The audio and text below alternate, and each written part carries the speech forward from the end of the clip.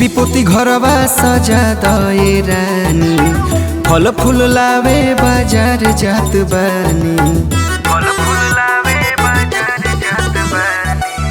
लिपि पोती घरवा सजा दए रानी, फल फूल लावे बाजार जात बानी। किया ताड़ी अपन रथवा से मैया सुन रे, जातु बाड़ो बाजारे राजा ले ओई हलाल लाल चुनरी।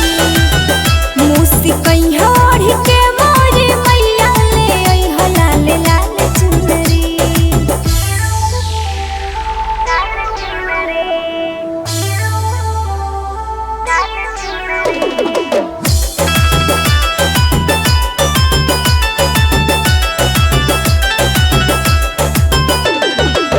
नारियल लई हो चुनर गोटेदार हो, धूप अगरबत्ती साथे सुर हो सिंगार हो। नारियल लई हो चुनर गोटेदार हो, धूप अगरबत्ती साथे सुर हो सिंगार हो। चाही जवन धन पर चिप लिख द, घरवा दुआर आके गोबरे से लिपि द। लई हो अड़हुल के फूल भर भर टोकरी, जातु बाड़ो बाजारे राजा ले ओई हलाल लाल चुनरी।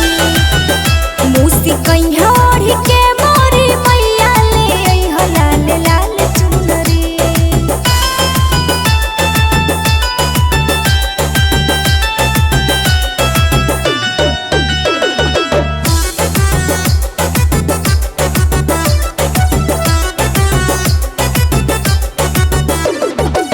जत बनी निमिया प झुलुआ लगा दी, लिप पोती घरवा के चौका पुरा दी।